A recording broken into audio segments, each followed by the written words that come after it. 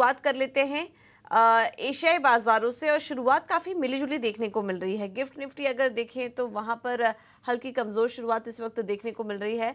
22,080 के पास gift Nifty के शुरुआती टेक्स आ रहे हैं। जापान के बाजार रिकॉर्ड लेवल्स पर देखने को मिले, 41,000 के पार निकले, लेकिन वहां पर भी हल्की नरमी इस वक्त देखने को मिल रही है। वहीं कोरिया, चीन और हांगकांग के बाजार में भी वीकनेस है। हांगकांग के बाजार अगर देखेंगे तो वहां पर करीब 1.5% से ज्यादा की गिरावट इस वक्त देखने को मिल रही है। तो एशियाई बाजारों की शुरुआत की बात करें तो काफी मिली-जुली शुरुआत है इस वक्त एशियन मार्केट से।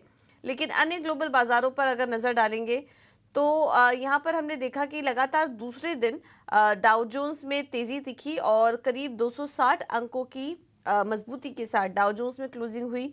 S&P 500 और नैस्डैक भी अपने रिकॉर्ड स्तर छुए, लेकिन नैस्डैक में ऊपरी स्तरों से थोड़ा दबाव आया, लेकिन हरे निशान में ही यहाँ पर क्लोजिंग देखने को मिली है। अगर इस पूरे हफ्ते बात करें तो S&P 500 में करीब 2.4% की, नैस्डैक में 2.7% और डाउ जोन्स में 2.8% की बढ़त देखने को मिली। तो तीनों ही इंडाइसेस 2.5% से ज्यादा की बढ़त के साथ यहाँ पर क्लोजिंग देखने को मिल रही है।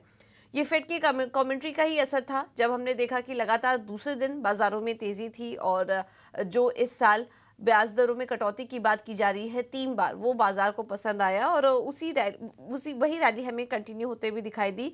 और जो फेड वॉच टूल है उसके मुताबिक अब करीब 66% जानकारों का मानना है कि जून में कटौती होने की संभावना है। पहले ये 55% था, लेकिन अब ये आंकड़ा थोड़ा बढ़ गया है। तो अब रेट कटौती की बातें तेजी से होने लगी हैं, जो कि बाजार को पसंद आ रही हैं। इस बीच स्टॉक स्पेसिफिक एक्शन भी भरपूर था। मजबूत नतीजों के बाद माइक्रोन टेक्नोलॉजी में 14% की तेजी हमने देखी और उसका असर बाकी सेमीकंडक्टर कंपनियों पर भी था। बाजार बंद होने के बाद का जो ट्रेडिंग सेशन है, एक्सटेंडेड ट्रेडिंग आवर्स, उसमें फेडेक्स में 13% की बढ़त थी और यहाँ पर भी अनुमान से अच्छे नतीजे आए, जिसके चलते हमने वहां पर तेजी देखी। तो अमेरिकी बाजारों की शुरुआत से संकेत तो ठीक ठाक ही मिल रहे हैं। यूरोप के बाजारों ने भी कल ब्याज दरों में जो कमेंट्री आई फेड की तरफ से, उसी पर रिएक्ट किया और हरे निशान में क्लोजिंग देखने को मिली। बॉन्ड मार्केट्स की बात करें तो बॉन्ड यील्ड्स अभी भी 4.2% के पास बरकरार हैं। डॉलर में कल हमने हल्की मजबूती देखी, जिसके चलते सोने में जो रिकॉर्ड लेवल्स देखने को मिले हैं वहां थोड़ी नरमी आई। हालांकि अभी भी सोने में मजबूती है, लेकिन 2200 के लेवल्स के नीचे सोने में क्लोजिंग देखने को मिली है। कच्चे तेल में कमजोरी हावी है और अब $85 के पास कारोबार कर रहे हैं। $86 के नीचे आ चुका है कच्चा तेल। यूएस में कमजोर गैसोलीन के मांग के चलते कच्चे तेल में हमने हल्की वीकनेस देखी।